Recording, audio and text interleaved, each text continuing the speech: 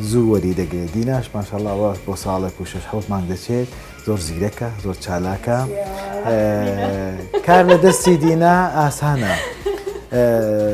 ئاسانە بە حکمی ئەوەی ئامادەکاری باشەکە ماشەڵڵا خۆشی کچەکەمان جوانە، دەنگێکی خۆشی هەیە، سەلیقەی هەیە بۆ جل و دیزایانی خۆی. من ئەو مشکلانەم نییە، بەڵام دینا چیت کردو چیت نەکردو خۆی زانێ. کاڵم ئەو کلیپمان هەیە ئەبێ وابێ بۆ باەن دێ بە ڕستم شتەکانم بۆ دێنێ ئەڵێ ئەوە جلەکان ئەوم هەڵبژاردۆ لەگەڵ فڵان دیزاینەر ڕێکەوتوم کە لە کارەکانیش لە کاتی ستۆدیۆکەیکەین دەستی سووکە زوو دێتە دەست.